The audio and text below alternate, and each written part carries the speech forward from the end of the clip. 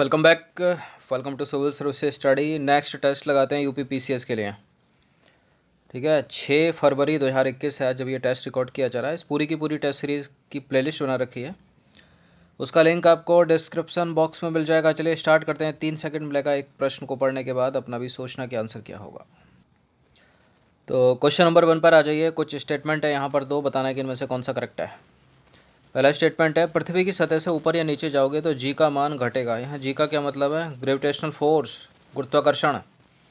और पृथ्वी की घूर्णन गति बढ़ाने पर जी का मान बढ़ जाता है। बताइए। देखिए उल्टा होता है, अगर पृथ्वी की घूर्णन गति बढ़ जाए तो जी का मान घट जाएगा, और पृथ्वी की घूर्णन गति घट जाए तो जी का मान बढ़ जाएगा। इस चीज़ को याद रखना हमेशा, ठीक है। तो गलत है दूसरा स्टेटमेंट, केवल पहला ही यहाँ पर करेक्ट होगा। तो गुरुत्वाकर्षण वह आकर्षण बल है जिससे पृथ्वी किसी वस्तु को अपने केंद्र की ओर खींचती है, और इस बल के कारण जो त्वरण उत्पन्न होता है उसे कहते हैं गुरुत्व जनित त्वरण। इसे जी से इंडिकेट करते हैं, बचपन में पढ़ा होगा, 9th में 10th में, छोटी क्लासों में। पृथ्वी की घूर्णन गति बढ़ाने पर जी का मान घट जाता है, और पृथ्वी की घूर्णन गति घटाने पर जी का मान बढ़ जाता है। इस चीज़ को याद रखना। क्वेश्चन नंबर 2 है, निम्नलिखित में से कौन सा स्टेटमेंट जो है वो इनकरेक्ट है। जब लिफ्ट ऊपर जाती है तो लिफ्ट में स्थित कोई पिंड, मतलब आपका भार जो है वो बढ़ा हुआ प्रतीत होगा। जब लिफ्ट नीचे जाती है तो आपका भार घटा हुआ प्रतीत होगा। जब लिफ्ट एक समान वेग से ऊपर नीचे गति करती है तो लिफ्ट में स्थित पिंड के भार में कोई परिवर्तन नहीं होता है। लिफ्ट में आपने अगर सफ़र किया होगा, चंद मिनटों का ही सफ़र होता है, ठीक है, कुछ सेकंड का भी हो सकता है। बिल्कुल आप प्रैक्टिकल कर सकते हो। ये तीनों के तीनों स्टेटमेंट एकदम करेक्ट हैं, गलत इसमें कोई है नहीं, तो इसका उत्तर हम लगाएंगे डी। तो सभी सही हैं ये। नंबर 3 पर आ जाइए। दो स्टेटमेंट एक बार फिर से बताना कि इनमें से कौन सा करेक्ट है। जियो स्टेशनरी सैटेलाइट जो होते हैं उनका परिक्रमा काल पृथ्वी के परिक्रमा काल के बराबर होता है, यानी 24 घंटे में एक चक्कर पूरा करती है ना अर्थ अपनी। जियो स्टेशनरी सैटेलाइट पृथ्वी के लगभग 36,000 किलोमीटर की ऊंचाई पर रहकर पृथ्वी की परिक्रमा करता है। ग्रेविटी मूवी अगर किसी ने देखी होगी तो कैसे वो सैटेलाइट को जो है उसको सही करने के लिए जाते हैं वहाँ पर, और एकदम से जो है मलबा किसी दूसरे सैटेलाइट का उनके ऊपर आ जाता है, तो पृथ्वी कैसा गोल अंडा सा लगती है ना वहाँ पे, तो वो 36,000 किलोमीटर की जो ऊंचाई है वो दिखाई गई है वहाँ पर अंतरिक्ष में, जहाँ पर रहता है भू-स्थायी उपग्रह जियो स्टेशनरी सैटेलाइट। और बिल्कुल करेक्ट है दोनों के दोनों स्टेटमेंट, पृथ्वी की गति के साथ ही घूमता है वो, तो सी हो जाएगा इसका आंसर।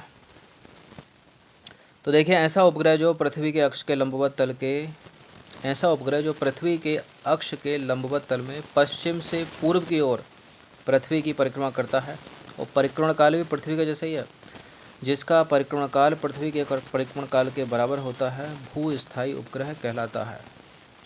क्वेश्चन नंबर 4 पर आ जाइए। निम्नलिखित कथनों में से कौन सा स्टेटमेंट गलत है। वायुमंडलीय दाब को बैरोमीटर से मापा जाता है। पृथ्वी की सतह से ऊपर जाने पर वायुमंडलीय दाब कम हो जाता है।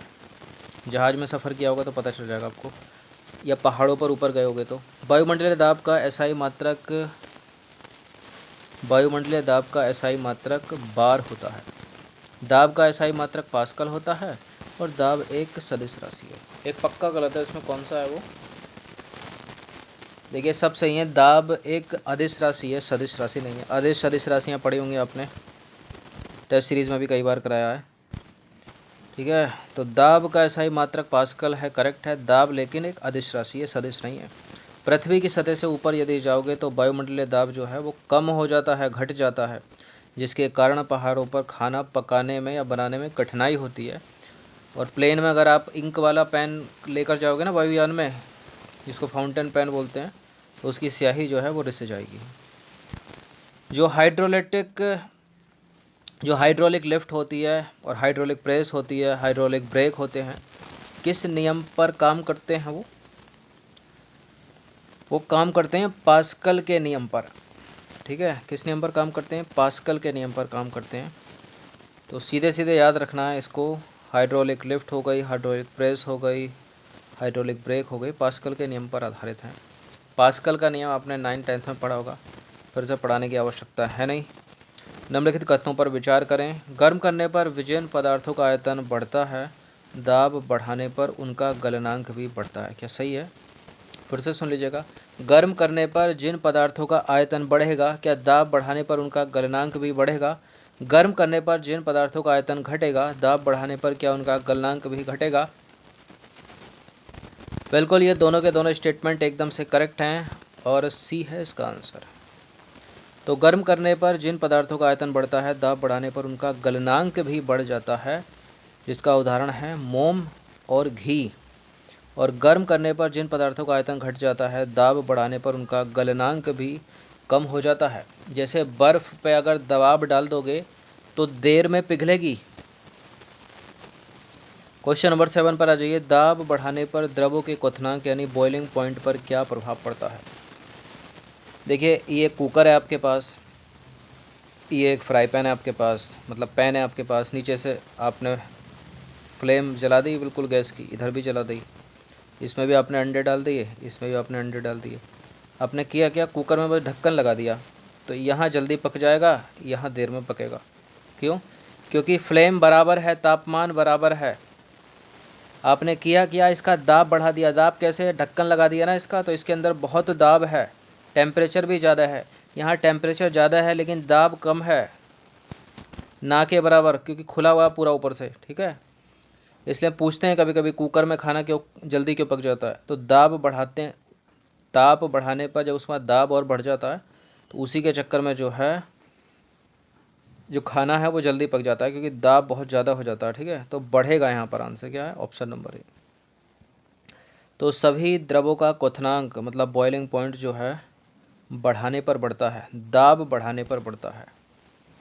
क्वेश्चन नंबर 8 है। निम्नलिखित कथनों पर विचार करना है। पहला स्टेटमेंट है, आपेक्षिक घनत्व एक अनुपात है जिसका कोई मात्रक नहीं होता। आपेक्षिक घनत्व को हाइड्रोमीटर से मापा जाता है। बताइए, आपेक्षिक घनत्व का कोई मात्रक नहीं होता क्या, और आपेक्षिक घनत्व को हाइड्रोमीटर से मापते हैं क्या? बिल्कुल, ये दोनों के दोनों करेक्ट हैं, याद रखिएगा इसको। क्वेश्चन नंबर 9 है। सामान्य जल की अपेक्षा समुद्र में तैरना आसान क्यों होता है? कई बार प्रश्न ही आपके सामने आया होगा। क्यों होता है? समुद्री जल का घनत्व कम होता है, अधिक होता है? अधिक होता है, डेंसिटी अधिक होती है समुद्री जल की। तो सामान्य जल की अपेक्षा समुद्र का जल घनत्व अधिक होने के कारण उसमें तैरना आसान है। क्वेश्चन नंबर 10 पर आ जाइए। एक बार फिर से दो स्टेटमेंट है, बताने कि इनमें से कौन सा करेक्ट है। किसी पात्र में पानी भरा है, उस पर बर्फ़ तैर रही है। जब बर्फ़ पूरी पिघल जाएगी तो पात्र का पानी मतलब नॉर्मल रहेगा, मतलब बाहर नहीं निकलेगा। ठीक है, पात्र में जो है पानी का तल नहीं बढ़ता है। जब बर्फ़ समुद्र के पानी में तैरती है तो उसके आयतन का 1/10 भाग ऊपर दिखाई देता है पानी के। सही हैं दोनों के दोनों स्टेटमेंट, ये सी है इसका आंसर। क्वेश्चन नंबर 11 पर आ जाइए। यदि झूला झूलने वाली लड़की के बगल में कोई दूसरी लड़की आकर बैठ जाए तो उसके आवर्तकाल पर क्या प्रभाव पड़ेगा? उसके किसके? झूले के आवर्तकाल पर। आवर्तकाल बढ़ जाएगा, आवर्तकाल घट जाएगा, आवर्तकाल पर कोई प्रभाव नहीं पड़ेगा। इनमें से कोई नहीं। बताइए, घटाएं बढ़ाएं? कोई प्रभाव नहीं पड़ेगा, सी है इसका आंसर। तो आवर्तकाल लोलक के द्रव्यमान पर निर्भर नहीं करता, अतः झूला झूलने वाली लड़की के बगल में कोई दूसरी लड़की आकर बैठ जाए तो आवर्तकाल पर कोई प्रभाव नहीं पड़ेगा। ठीक है, एक दोलन पूरा करने के समय को आवर्तकाल कहते हैं, ये भी याद रखना। 12वां प्रश्न है। एक लोलक घड़ी को पृथ्वी तल से ऊपर या नीचे ले जाया जाए तो घड़ी के आवर्तकाल पर क्या प्रभाव पड़ेगा? एक लोलक घड़ी को पृथ्वी तल से ऊपर या नीचे ले जाया जाए तो आवर्तकाल बढ़ जाएगा या घट जाएगा, या कोई प्रभाव नहीं पड़ेगा? बताइए। देखिए, आवर्तकाल बढ़ जाता है। किसी लोलक घड़ी को पृथ्वी तल से ऊपर या नीचे ले जाया जाए तो घड़ी का आवर्तकाल बढ़ जाएगा, अर्थात घड़ी सुस्त हो जाएगी, क्योंकि पृथ्वी तल के ऊपर या नीचे जाने पर गुरुत्वाकर्षण का मान कम हो जाता है। क्वेश्चन नंबर 13 है। निम्नलिखित कथनों पर विचार करना है। पहला स्टेटमेंट है, जब तरंग गति की दिशा माध्यम के कणों के कंपन करने की दिशा के समानांतर होती है तो ऐसी तरंग को बोलते हैं अनुदैर्ध्य तरंग। ध्वनि तरंग अनुप्रस्थ तरंग का उदाहरण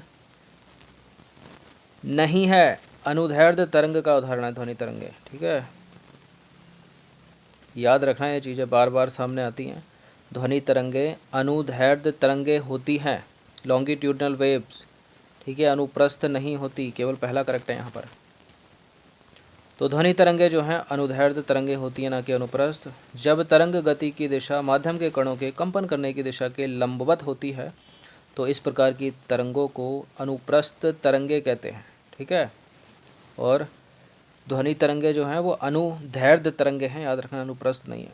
क्वेश्चन नंबर 14 पर आ जाइए। वैसी तरंगे जिनके संचरण के लिए माध्यम की आवश्यकता नहीं होती क्या कहलाती हैं? अब देखिए, माध्यम मतलब मीडियम। अब जो ध्वनि तरंगे हैं उनको तो मीडियम चाहिए, ठोस, द्रव या गैस कुछ भी हो। ठोस में सबसे तेज चलेंगी, द्रव में उससे कम, गैस में सबसे कम। ठीक है, तो वैसी तरंगे जिनके संचरण के लिए माध्यम की आवश्यकता नहीं होती तो उनको अनुदैर्ध्य तो कह नहीं सकते, क्योंकि ये तो ध्वनि तरंगे हो गई, इनके लिए तो माध्यम आवश्यक है। उनको बोलेंगे अयांत्रिक तरंग या विद्युत चुंबकीय तरंगे। इलेक्ट्रोमैग्नेटिक वेव्स के लिए जो है माध्यम की आवश्यकता नहीं होती, वो वैक्यूम में भी चले जाएंगी। प्रकाश तरंगे वैक्यूम में चली जाती हैं। तो वे तरंगे जो किसी पदार्थिक माध्यम में संचालित करती हैं यांत्रिक तरंगे कहलाती हैं। यांत्रिक तरंगे दो प्रकार की होती हैं, अनुदैर्ध्य तरंगे और अनुप्रस्थ तरंगे। जो ध्वनि तरंगे हैं वो अनुदैर्ध्य तरंगे हैं। ठीक है, प्रकाश तरंगे, चलिए अभी उसको छोड़िए। देखिए, वैसी तरंगे जिनके संचरण के लिए माध्यम की आवश्यकता नहीं होती, अर्थात तरंगे निर्वात में भी संचालित हो सकती हैं, उनको बोलते हैं विद्युत चुंबकीय तरंगे, यांत्रिक तरंगे। ठीक है, तो अगर वैक्यूम में आ जाए और एक स्टेटमेंट बना के पूछ ले, पहले में है यांत्रिक तरंगे निर्वात में चल सकती हैं क्या? चल सकती हैं। विद्युत चुंबकीय तरंगे निर्वात में चल सकती हैं क्या? चल सकती हैं। प्रकाश तरंगे निर्वात में चल सकती हैं क्या? चल सकती हैं। अनुदैर्ध्य तरंगे निर्वात में चल सकती हैं क्या? नहीं चल सकती। ध्वनि तरंगे निर्वात में चल सकती हैं क्या? नहीं चल सकती, क्योंकि इनके लिए माध्यम की आवश्यकता होती है। क्वेश्चन नंबर 15 पर आ जाइए। निम्नलिखित में से कौन विद्युत चुंबकीय तरंग नहीं है? इलेक्ट्रोमैग्नेटिक वेव्स पहले देख लेते हैं है कौन सी।